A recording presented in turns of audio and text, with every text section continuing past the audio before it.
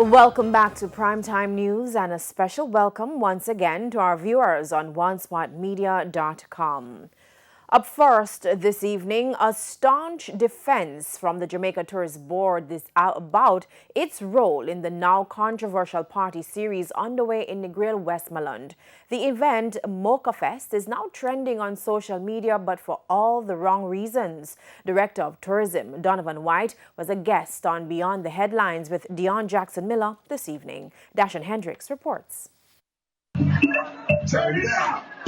It mirrors the Dream Weekend, a series usually held yearly during the Emancipation period in Negril, Westmoreland, except due to the coronavirus. All local entertainment events have been banned since last year, March, in a bid to curb the spread of COVID-19. Not here, however, where hundreds of foreigners partied the day and night away.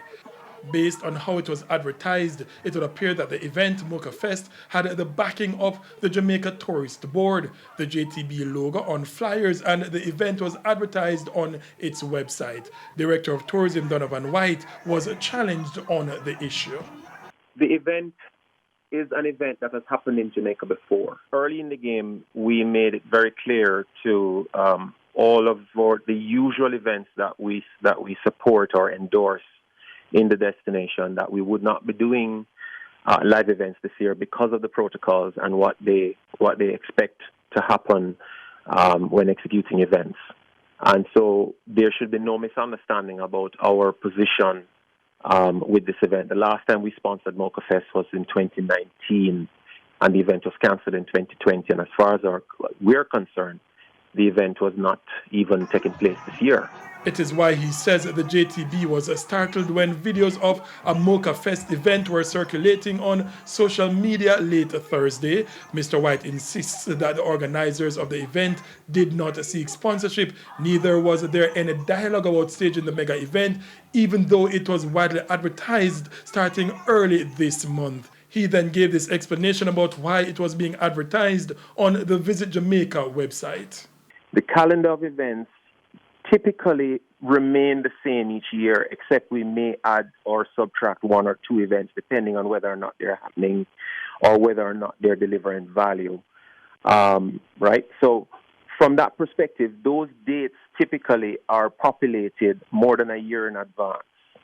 Now, the fact that Mocha Fest, we didn't have an application from them this year, but the site would have done an auto movement of the event once it is not taken down. So this is why we said this morning in the statement that we regret having not been more careful to make sure probably that the entire event calendar was removed from the website. And that's our responsibility, and we take full responsibility for that oversight.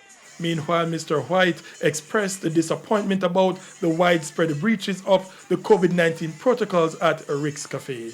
Once we begin to relax these protocols, then we've lost the essence of what we're trying to achieve with them and with the creation of the tourism resilience corridor, which has served the business well. And so anything that is going to disrupt that, we are going to be strong against it.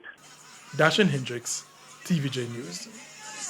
Meanwhile, Tourism Minister Edmund Bartlett is also expressing disappointment at the breaches of the COVID-19 protocols at one of the Mocha Fest events, but appears not to be against the continuation of the event. So I'm instructing that all activities which is being undertaken by Mocha Fest be done exclusively in the protocols established, failing which the security forces are well aware of their actions and their rights in that regard. I want it to be very clear that the Ministry of Tourism will tolerate no breach whatsoever of the protocols that we have established.